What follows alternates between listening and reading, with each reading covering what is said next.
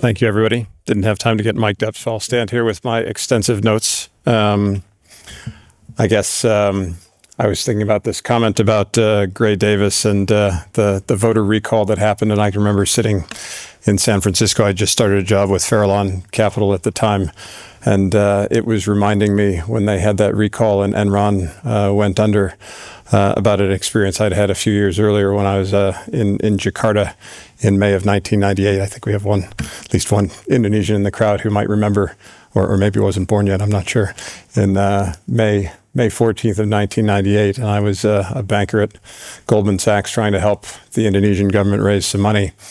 And they had this little problem called a large riot of students. Probably 1,500 people died the day that I was evacuated out of Jakarta. And if you said, well, why did that happen? And the answer was energy prices. There was a reduction in subsidies, 25 to 70%, and people didn't like it. And if you look back, the irony of that is Indonesia's been an OPEC country, which means they have plenty of energy. And it was a case study in bad policy and bad decisions. And if you said, well, why did they decide to raise the tariffs? Well, that was actually something that was suggested by the IMF. So it wasn't just the Indonesian government that had the problem. It was kind of a global mindset on energy and solutions. And it was one of a series of things that left my career thinking about energy. I subsequently spent time as an investor looking at all kinds of crazy things around the region. I've invested in just about everything we've talked about today. Maybe not Bob Friedland's underground geothermal, but I have done some geothermal investing as well. It's an interesting place to spend time for sure. Of the more interesting, after the Fukushima disaster, I spent quite a bit of time looking at solar in Japan, which as an investor was super interesting. Why?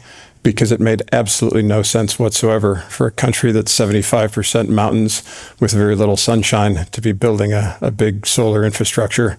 It was something that was largely happening on golf courses, and I can remember standing out by Narita Airport looking at the solar production of one of our solar farms sitting up in Hokkaido, which is up in the north, and the production was zero because it was covered with snow.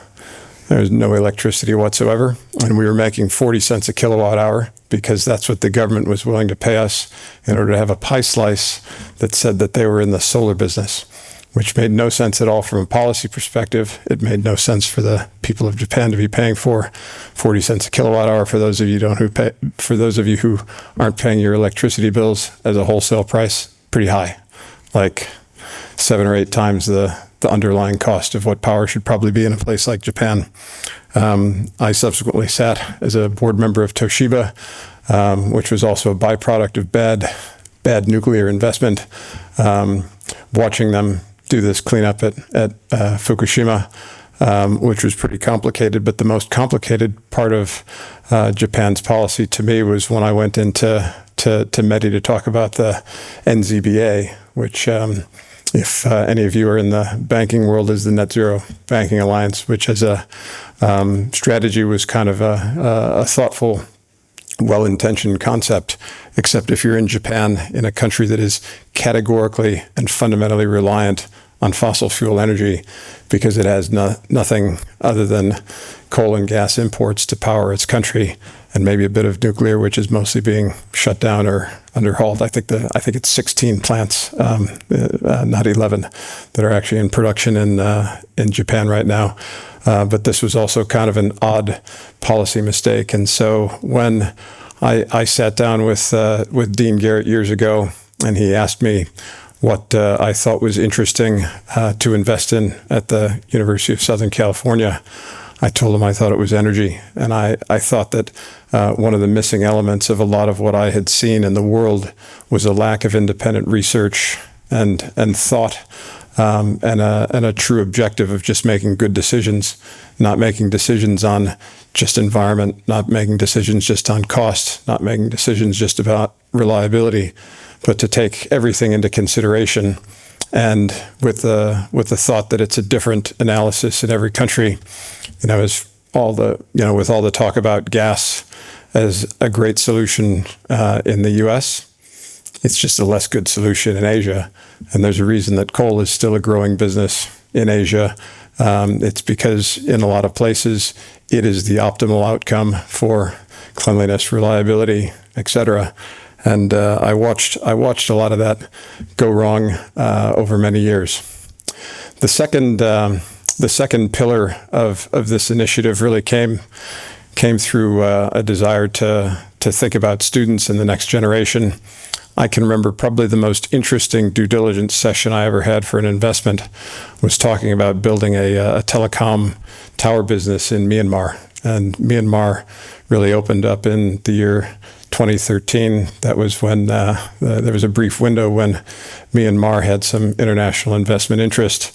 And I had a whole team that had successfully built the largest independent owner and operator of telecom towers in Indonesia. We went over to Myanmar and had a contract with Ooredoo, the Qatari company that happened to be the second largest operator in Indonesia. And they hired us to go build telecom towers in Myanmar.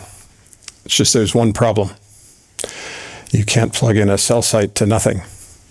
You have to plug it into a source of power. And so the thought that energy is fundamental to just about everything in business never rang more true. And so I think, in terms of what students should be learning as part of a business education, understanding energy is absolutely critical to understand. And it's a super complicated matrix. In that particular case, the thought of building power had an element of solar. Of course, you have a rainy season, so you can't have your telecom coverage go down if it's not sunny. So the solution was diesel. And the best solution for diesel, I'll never forget the discussion. I asked the person who had the best diesel distribution network what his competitive advantage was. And he said, "It's clear. I have the biggest fleet of donkeys in the country." And the biggest fleet of donkeys meant that in a country with no roads in a rainy season, you could still deliver diesel to every village. So if you think the world still has a ways to go, there are a lot of other countries out there that are somewhere in between Myanmar and the United States. The other thing I feel obligated to mention is Australia. I've spent a huge amount of time in Australia. And one of the problems that I've seen throughout the developed world is this thought that you can come up with great solutions for the environment, but a huge number of them just mean making things worse in the emerging market world where I've spent most of my time. And I watched for years as the Adani Group tried to build a coal mine in Australia for the sole purpose of exporting what was unquestionably vastly superior coal to export to India. For those of you who aren't familiar with India, and I worked on greenfield power plants in exciting places like Bhaktapur, Nasik, Amravati, places probably nobody here will ever go, and maybe shouldn't. But when I looked at all of that coal that was meant to be coming from Australia, it was going to replace Indian coal that had 30 to 50% ash and a huge amount of moisture and low calorific content.